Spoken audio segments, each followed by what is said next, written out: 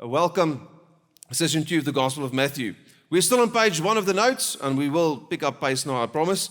When we consider the date of the Gospel of Matthew, I'm not entirely agree with what is said in your notes here. So this is the one point where I do differ a little bit with the notes. The majority view in New Testament studies is that the Gospel of Matthew should be dated round about 80 CE, with other words, 80 after Christ. So, and most certainly after 70 CE. Now, the reason why that is so significant is there's a major historical event that impacted the psyche of the Jewish nation probably more than anything else in the last decades after the death of Jesus, than this one major event that is commonly referred to as the destruction of Jerusalem that occurred in 70 AD. So in 70 AD, in the 5 years preceding the events of, I think it's 14 April 70 AD, there was a Jewish uprising in what was called then Judea, which was a province of the Roman government. And the Roman Emperor Nero at that time moved to quash this uprising. So what he did is he sent his general together with his son Titus with the instruction to squash the Jewish uprising in the province of in a province of Judea, what for the Jews at that stage literally meant Israel, as we would refer to Israel or the country of Israel today. Although those borders are, of course, very disputed. As one Jewish person once said to me, we've been fighting in the Middle East for almost 2,000 years. It can't be much longer. Sometime we will have to settle this. So, but that is the borders of the state of Israel has been a point of dispute since the time of David, but it is now, today, of course, it's got this major political element to it. So, this uprising came because the Jews felt, and let me just explain this to you quickly as well, we don't refer to the modern descendants of Israel, or God's people, the 10 tribes of Israel, as Israelites. We refer to them as Jews. And the reason for that is, and it was even the case in the first century.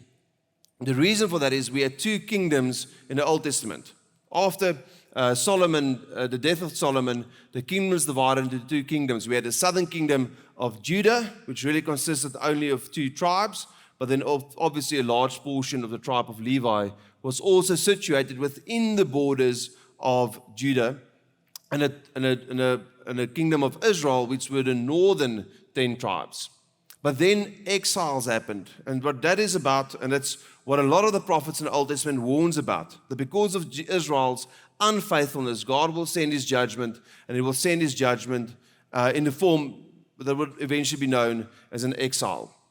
So the first of these 2 nations to go into exile were the northern kingdom of the 10 tribes of Israel, and they were taken by the Assyrians, and in Assyria, they intermarried to such a degree that we can't really trace any, let's say, pure descendants of the 10 tribes of Israel today.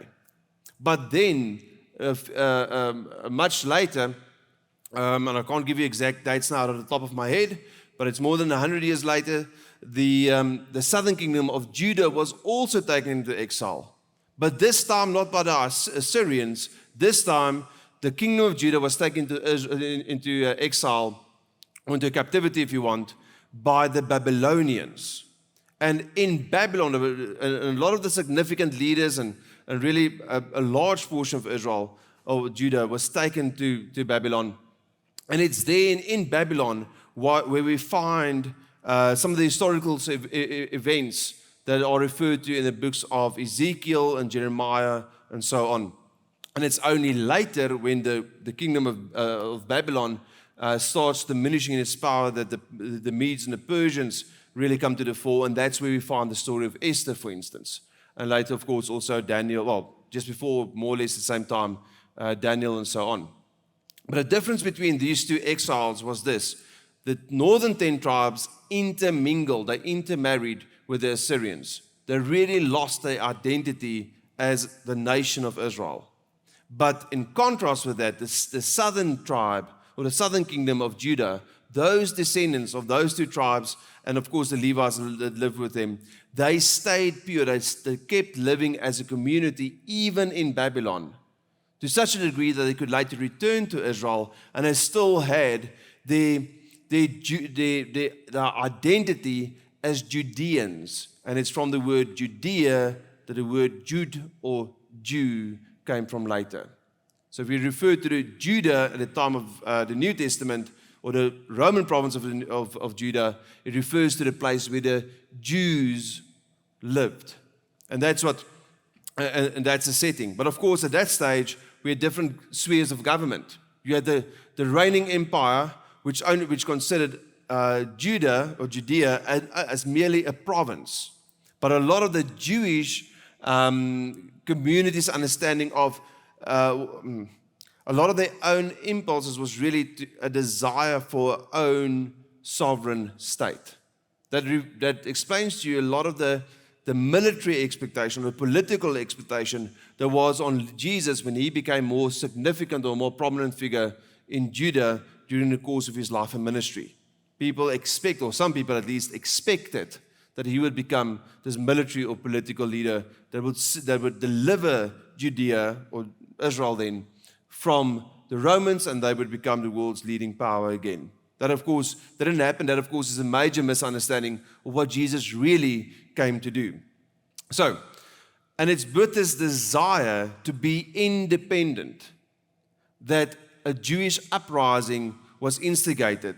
And it became a real problem for the Romans because the Jewish people weren't paying over their taxes. They considered themselves to be independent, and that's something, well, there's more to it than just that, but that already suffices as a major problem or a concern for the Roman government at that time.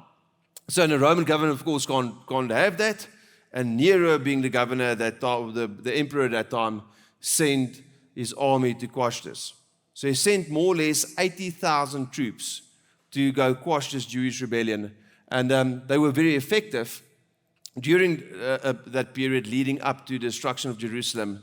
But in the last days before the destruction of Jerusalem, what they managed to do is they managed to gather almost the whole horde of that section of the Jewish population that was still intent on this uprising, this rebellion, into Jerusalem, the old fortified city. And that was over Passover time. So what they did is they also allowed Jewish pilgrims to go into the city, which of course created a major problem for the military leaders of Judah, or the Jews, because now the city was overpopulated, there were only so much food available, and it put them at real significant risk. So on the 14th of April, Titus, the son of Nero, the emperor, he instructed his legions to attack. And to make a long story short, that day they sacked Jerusalem. They broke down the fortified walls, and when they got to the temple, and the temple is referred to as the second temple. The first temple in Israel was the temple of Solomon. The second temple was the temple of Herod. Now, of that, during the course of the book of Matthew, I might tell you a few things about. But it is the second temple of Herod that was totally destroyed by the Romans in 70 AD. The only thing that remained of that whole temple is the outer western wall. And even to this day, if you go to Israel, if you see a Hasidic Jew, that's those very religious Jews with the black hats and the sashes and so on, if you see them praying by the western wall, that's where they're praying. The only remaining section of that second temple that was destroyed in 70 AD. And the desire in Israel, even to this day, is this, that the temple will be rebuilt. That destruction in 70 AD played a major role in the Jewish psyche in the day when it happened, on, let's say, in Matthew's time, but it's something that's very foremost in the minds of many Jewish people, even to this day. But in the minds of the Jewish audience to which Matthew wrote its gospel, there was a major devastation. They, of course, knew that Jesus spoke of this, and we'll get to this much later in the Gospel of Matthew, but they and Matthew helps us to interpret some of those events through the words of Jesus. But that event was something we can see in the writing of Matthew that happened before Matthew wrote his gospel. So if I can't give you exact date, it is definitely, most certainly, after 70 AD, as most authors would indicate, probably closer to 80 AD that Matthew wrote his gospel. Page 2. The theme of Matthew, I'll get to this and add a few things, but the point, the text or the notes gives you regarding the theme of Matthew is really this, that Matthew gives us an eyewitness account of the life and the ministry of Jesus. And of course, that is correct. But Jesus is seen and framed as this long-awaited Messiah. Now, what is true about that, or what puts that into context, is the following.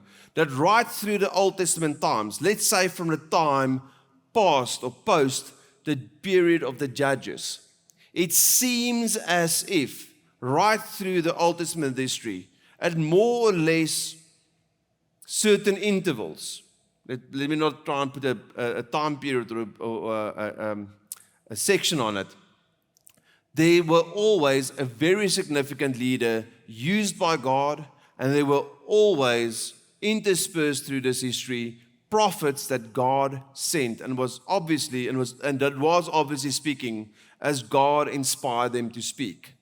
But then suddenly, or it feels like suddenly, if you read the Old Testament scripture as a grand narrative, at the end of the book of Malachi, everything goes quiet. And it stays quiet. Nothing happens for the next 360 years. And in that time, more and more of the Jewish people out of the different states that were conquered by Babylon, or that Babylon became part of, started returning back home. And there was this expectation that something significant would happen. But it didn't. It's just quiet. But in the time we get to the New Testament, the anticipation of the Jewish people were at the peak or at the highest. Everyone was expecting something to happen. It's almost like a drum roll. When you have a drum roll, there's lots of action, there's rhythm, I'm told. But then, before the final bang, there's a moment of silence. And that's the way in which the Old Testament plays out. It's a lot of anticipation, a moment of silence between the two testaments, and then Jesus enters the picture. And that's the way in which Matthew portrays Jesus, the long-awaited or long-expected Messiah that finally comes on the scene. And he is said to be the fulfillment of all of God's promises from the very beginning. That's more or less, I think, a good indication of what the theme of Matthew is about. The one thing I do want to add to that is this, is that almost in every narrative and in every discourse in the book of Matthew, Matthew tells it in such a way that is a lingering question, or he makes it poignant to us to respond to every piece of narrative and to every parable, every saying of Jesus. So if I have to give my own theme of the Gospel of Matthew, it is to respond to the Messiah that finally came. Every narrative, every discourse requires a response from the reader of that text. And Matthew was masterful in the way that he wrote his text. It requires a response. And look, I'm gonna point that out as we go through the text at every instance where it is so very obvious. But the Gospel of Matthew requires a response from the audience, and not just his audience.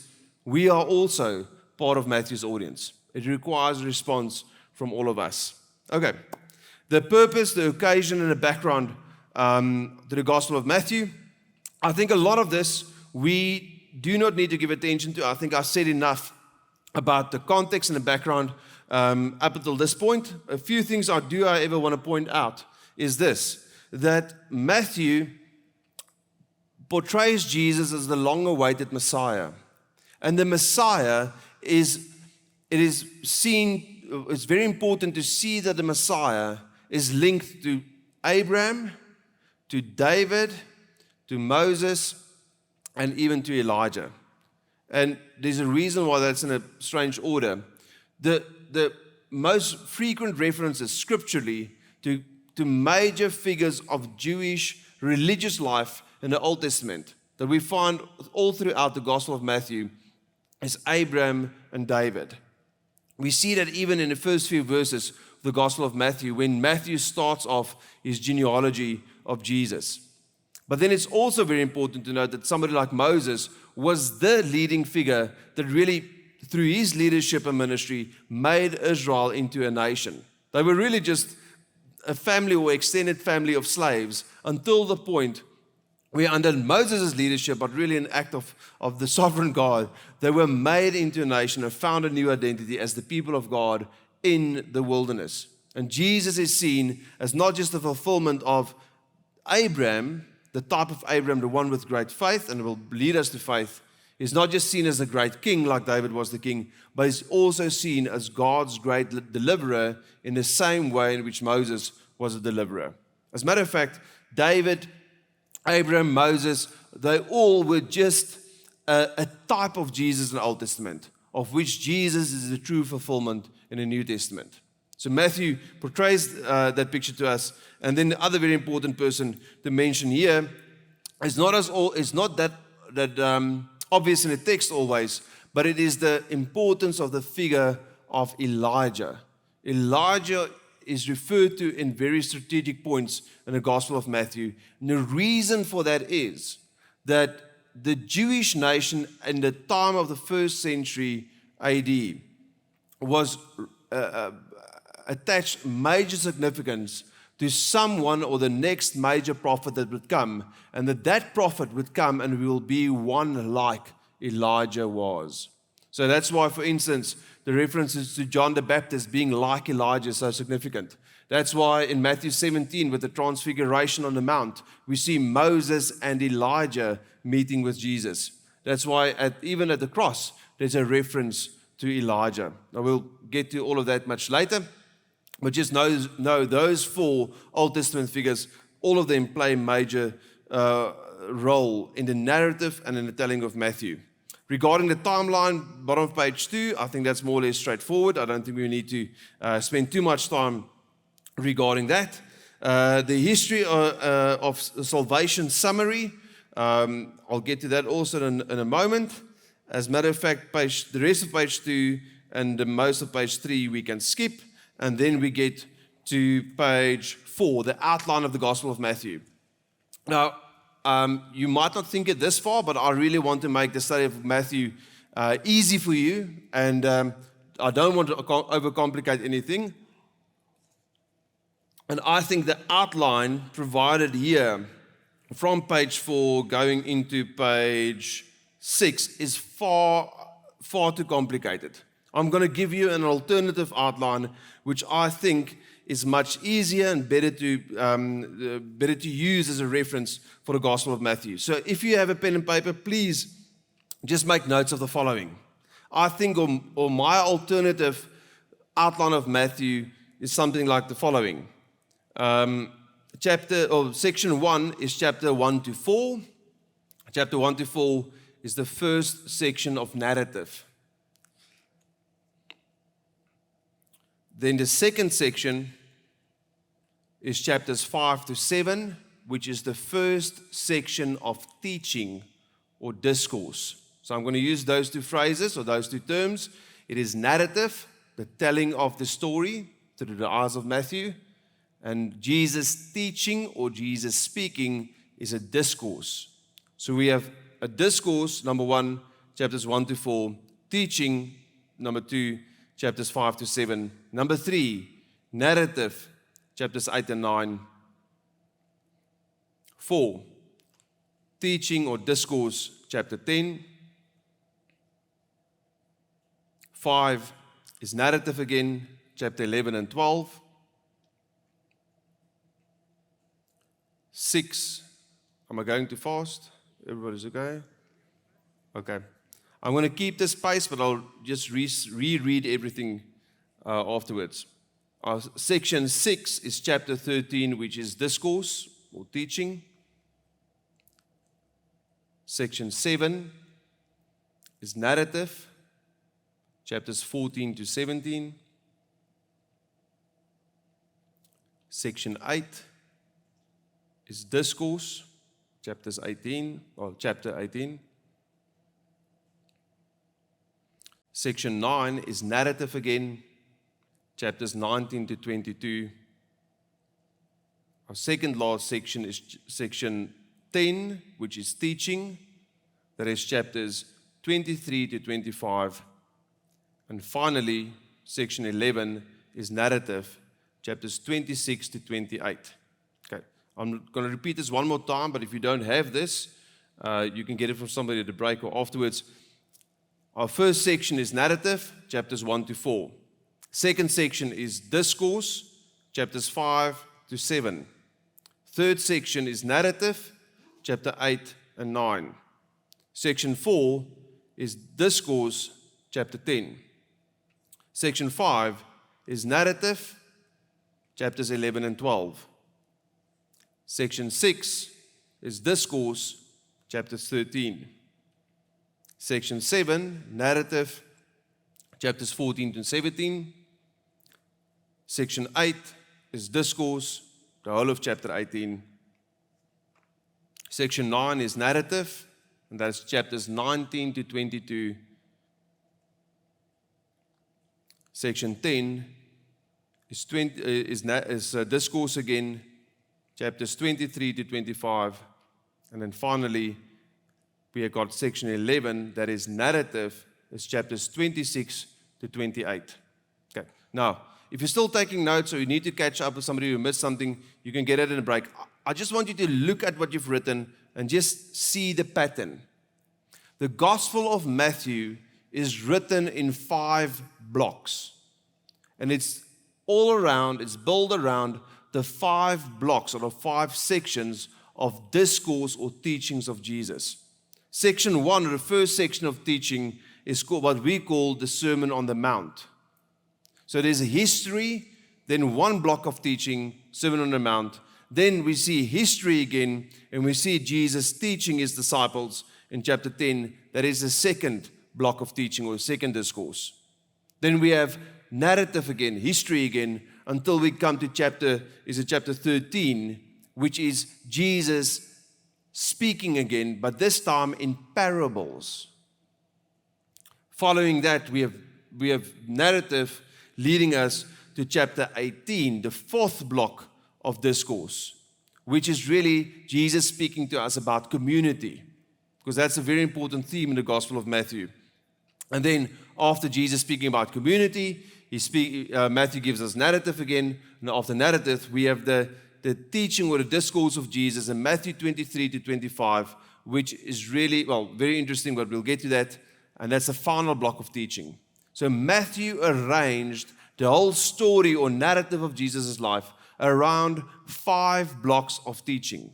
Now, there's 2 very significant reasons why it's organized into 5 blocks of teaching. Do you realize if you look at that now, it's complicated when you write it down, but when you see it, when you see the 5 blocks, it becomes so simple. It becomes so obvious that everything is organized around these 5 blocks of teaching. So here and there, Jesus does speak in between, but his major blocks of teaching are only these 5. The reason why Matthew chose 5 is the figure 5. If you would say that or mention that to any Jewish person, especially within the first century AD, it would make immediate reference to the Torah, the first 5 books of your Bible, or really the foundation, the law of the Jewish people refer to it as the law and the prophets. But when they refer to the law, they mean the first 5 books of Moses, also known as the Torah, and it's those 5 books. So it is really referencing this idea of 5 being a very significant figure for Jewish people, that Matthew organizes his whole content around these 5 blocks of narrative. So it helps you, and this should help you in reading and appreciating the text of Matthew if you read at least these ones into sections. And even leading up to a narrative, the history informs the discourse that we're about to see. For instance, if I can give you a good example, the 9 stories that we find in Matthew 8 and 9 is stories where Jesus delivers, he even raises Peter's mother-in-law. He delivers a paralytic. he calms the storm, and then he teaches. What do you think is the significance thereof? Jesus teaches as one who teaches with authority in both what he says, but also because the hand of God is upon him, what's visible upon him. So Matthew organizes or arranges his material in a way that emphasizes the fact that Jesus is the Messiah. The promised Messiah that we see even being promised in the Torah is now here. That's more or less Matthew's narrative. So there's nothing wrong with the outline in your notes. I just think this is a much better and easy way to understand and appreciate the book of Matthew. So if you don't have all of that, make sure to get that in the break just from somebody if necessary. Page chapter 6 on your notes, and we are approaching the text, so we'll get there in a few moments. Key themes in the Gospel of Matthew, and this is important. If you understand what the themes are that Matthew wants to emphasize, it will also help you to understand the different sections when we get to that. As I speak through these, I think it will become very obvious. The first key theme in the Gospel of Matthew is the theme of Jesus being portrayed by Matthew. And with this I mean, Matthew uses the eyewitness accounts of bystanders, people being ministered to, and people receiving from Jesus to tell us who Jesus really is. And Jesus is mentioned in the book of Matthew to be the true Messiah, the Emmanuel, the God that will be with us, the Son of God, the King of Israel, and the Lord of the church. There are more portraits of Jesus in the Gospel of Matthew, but I think those are the most important ones. And let me give you a good example. Can you guess? See, you guys haven't done the reading yet, so I won't keep you to this. But can you guess who is the first person in the Gospel of Matthew to call Jesus the Son of God? It is the demon-possessed young man in chapter 4, I think. Interesting. So what Matthew does, he uses the eyewitness account of this person to tell us who Jesus is. And what we see through the Gospel of Matthew is that many people from different backgrounds that shouldn't refer to the Jewish Messiah actually recognizes the fact that Jesus is God. Not the Jews first, someone else does. But we'll get to that in a moment. So these different portraits of Jesus are important. Secondly, the bridge Matthew is seen, or Jesus is seen to be the bridge between the Old and the New Testament. And there are many ways in which we can see this. For instance, the introduction to the Gospel of Matthew is a genealogy. Why is that so significant? Because, of course, genealogies were very important or significant to Jewish people. But also, it connects Jesus, this present Messiah, with the Jewish past or history. If you're going to put it another way, it connects Jesus from the New Testament, from where we meet him, to the Old Testament. Jesus is seen to be the fulfillment of the Old Testament prophecy. We see it through Matthew's use of genealogies. We see it through Matthew's use of the Old Testament scriptures.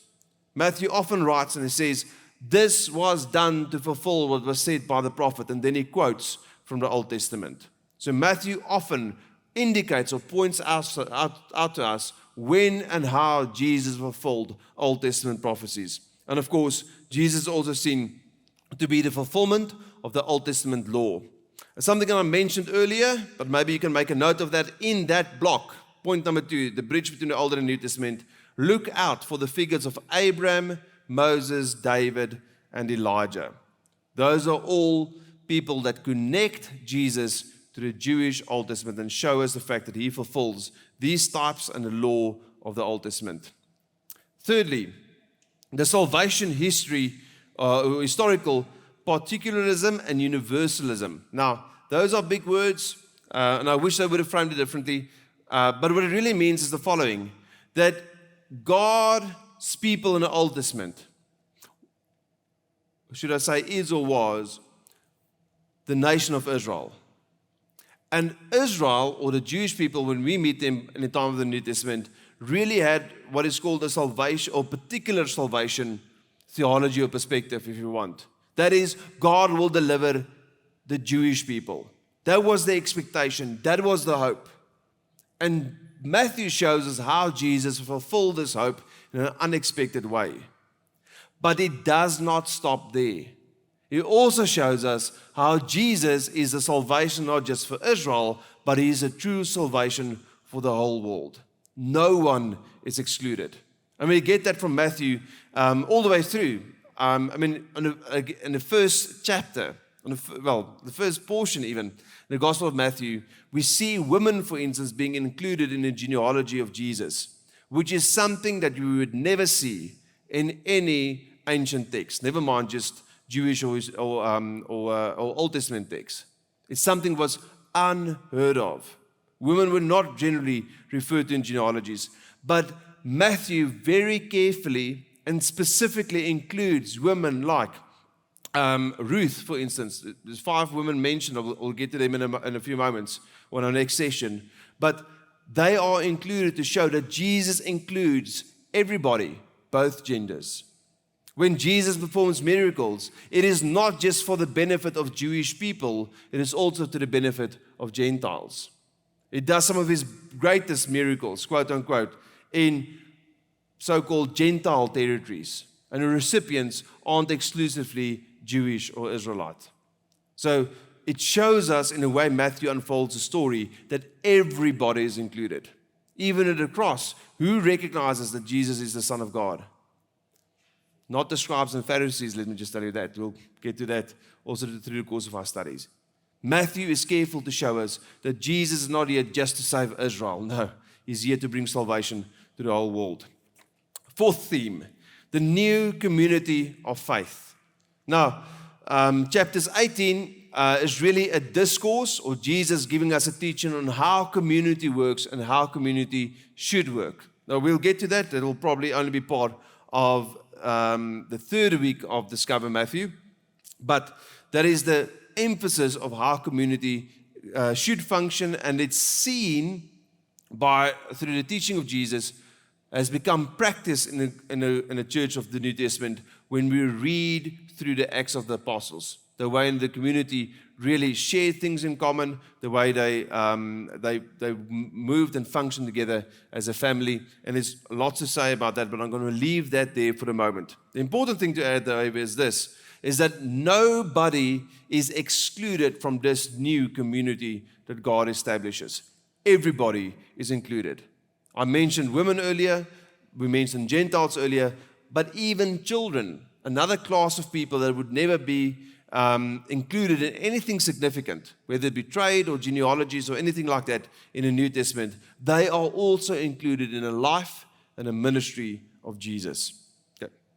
5thly, the church is built and maintained by Jesus' continuing presence. Now, before I told you, the one thing Matthew does so brilliantly is he writes every portion of Scripture with an almost unstated but poignant question. And the question is, how will you respond to Jesus? How will you respond in this situation? What do you make of this parable? What do you make of people rejecting Jesus or whatever it might be? But in the same way, Jesus ends off the gospel with a command and with a promise. And that leads us into what is called the church age, of which Luke then gives us an account through what we know as the Acts of the Apostles. But we'll get to that during the course.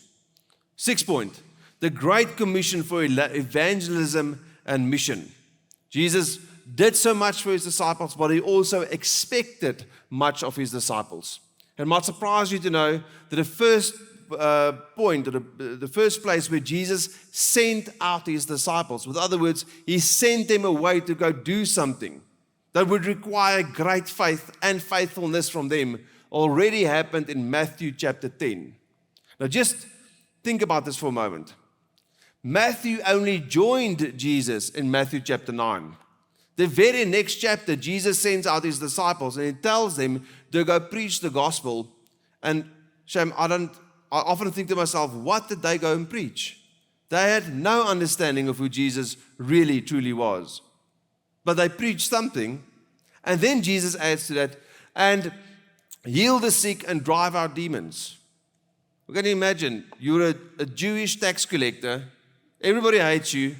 You followed a strange man. You just recognized something in his life. You're a new follower of Jesus. And the next chapter, which wasn't the next day, but it was not long thereafter, I can imagine, Jesus already sends him out on his first mission. So God gives us much, but God also wants us to do much with what he's given us. Then, and I think a lot of the last section of the Gospel of Matthew is written in the same style as the second section of the book of Deuteronomy. And what is so significant about the book of Deuteronomy? It is the last of the 5 books of Moses. But what is the setting of the book of Deuteronomy? The setting is this. Moses made the group of slaves into a nation.